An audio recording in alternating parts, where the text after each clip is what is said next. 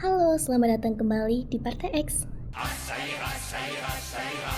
Les aristocrates à la lanterne. Ah, ça ira, ça ira, ça ira. Les aristocrates, on les pendra. Marie Antoinette bangkit dari kubur. Sri Mulyani harus belajar dari sejarah. Abad ke-18, Perancis punya ratu bernama Marie Antoinette. Saat rakyat kelaparan, ia berkata, "Kalau tidak ada roti, makanlah kue." Kalimat arogan itu jadi simbol jauhnya penguasa dari rakyat. Tak lama, amarah meledak, giotin bicara, dan tirani berakhir berdarah. Kini, kisah itu seolah terulang, bukan di Versailles, tapi di Jakarta. Menteri Keuangan Sri Mulyani dengan enteng menyamakan pajak dengan zakat. Saat rakyat terjepit harga dengan gaji pas-pasan, ia berkata manis, "Pajak kembali ke rakyat." Pertanyaannya, benarkah begitu? Atau justru pajak hanya jadi pesta pejabat, sementara rakyat dapat remah? Sejarah mengajarkan Marie Antoinette jatuh bukan karena musuh asing, tapi karena buta pada penderitaan rakyat. Indonesia tentu berbeda dengan Perancis abad ke-18, tapi rakyat dimanapun tak akan diam bila lapar dan dihina. Sri Mulyani harus memilih, mau dikenang sebagai pelayan rakyat atau simbol arogansi.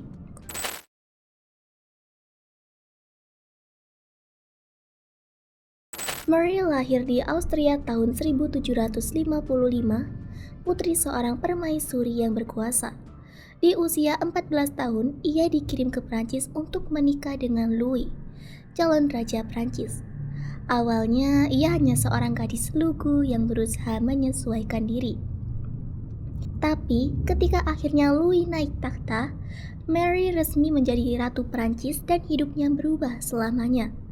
Sebagai ratu, ia gemar pesta, mode, dan kemewahan. Gaun-gaunnya jadi buah bibir, gaya rambutnya jadi tren, tapi itu juga bahan ejekan. Rakyat Prancis kala itu sedang kelaparan dan hidup miskin, sedangkan ratunya tampil begitu boros. Julukan Madame Defisit pun melekat padanya. Lalu muncul gosip-gosip kejam. Salah satunya, skandal kalung berlian yang membuat namanya semakin tercoreng. Dan tentu saja, kalimat legendaris "biarkan mereka makan kue" yang sebenarnya tak pernah ia ucapkan tetap melekat sampai sekarang. Tahun 1789, gelombang besar revolusi Prancis meletus. Rakyat bangkit, marah pada raja dan ratu yang dianggap tak peduli. Marie dan keluarga dipaksa pindah ke Paris, hidup dalam pengawasan ketat. Mereka sempat mencoba melarikan diri, tapi gagal. Kepercayaan rakyat benar-benar hilang. Tak lama kemudian, monarki runtuh. Louis ke-16 dihukum mati. Beberapa bulan setelah itu, giliran Marie Antoinette menghadapi pengadilan. Ia dituduh berkhianat pada negeri yang pernah dipimpinnya. Pada pagi 16 Oktober 1793, seorang wanita berusia 37 tahun dibawa ke giotin. Rambutnya dipotong, wajahnya pucat, tapi langkahnya tetap tegap.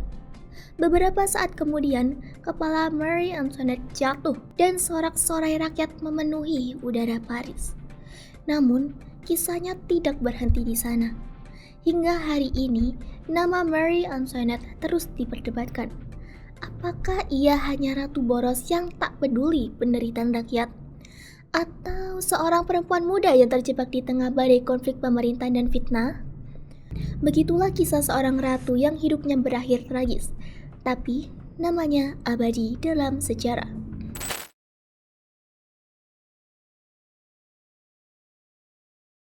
Pernyataan Sri Mulyani yang menyamakan pajak dengan zakat menunjukkan hilangnya rasa percaya dari publik. Zakat adalah ibadah suci, sementara pajak kewajiban negara yang sering disalahgunakan. Menyamakan keduanya bukan hanya keliru, tapi melukai rakyat. Rakyat butuh pejabat yang mau merasakan penderitaan mereka, bukan pejabat yang hidup mewah sambil bicara soal pengorbanan.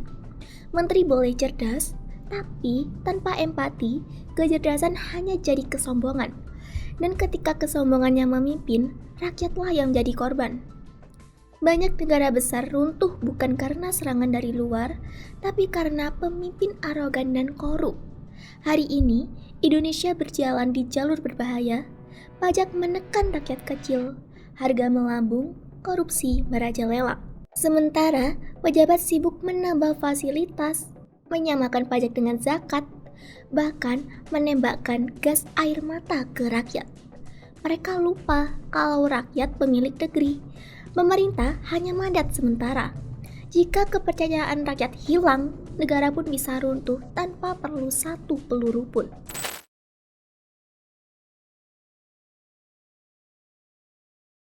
Perubahan perlu langkah nyata. Yang pertama, musyawarah kenegarawanan nasional oleh 4 pilar negara meliputi kaum intelektual, kaum agama, kaum TNI atau Polri, dan kaum budaya sebagai ruang pemersatu visi bangsa untuk membuat desain struktur ketatanegaraan yang baru. Yang kedua, membuat draft amandemen ke-5 UUD 1945 untuk mengembalikan kedaulatan ke tangan rakyat. Yang ketiga, Majelis Pemusyawaratan Rakyat Sementara atau MPRS untuk mengawal transisi dan mengesahkan amandemen ke-5 UUD 1945. Yang keempat, pemisahan tegas negara dan pemerintah agar negara tak ikut runtuh bersama rezim. Yang kelima, pemaknaan ulang Pancasila sebagai pedoman operasional bukan slogan. Yang keenam, pembubaran partai politik yang tidak mendidik rakyat. Yang ketujuh, reformasi hukum berbasis kepakaran agar hukum tidak lagi bisa dibeli. Yang kedelapan, transformasi birokrasi digital untuk memutus rantai korupsi. Yang kesembilan, pendidikan politik di sekolah agar generasi berikutnya tidak buta konstitusi. Yang ke-10, menggunakan media cetak, televisi, radio, media online, dan media sosial milik negara sebagai sarana utama menyebarluaskan pendidikan moral dan politik berbasis Pancasila. Dengan begitu, nilai-nilai Pancasila dapat menjangkau seluruh lapisan masyarakat secara luas dan konsisten, memperkuat kesadaran ideologi generasi muda, serta menanamkan rasa tanggung jawab sebagai warga negara. Itu tadi video dari kami. Jangan lupa like, komen, dan subscribe. Kami Partai X pamit. Kami ingin satu bangsa, satu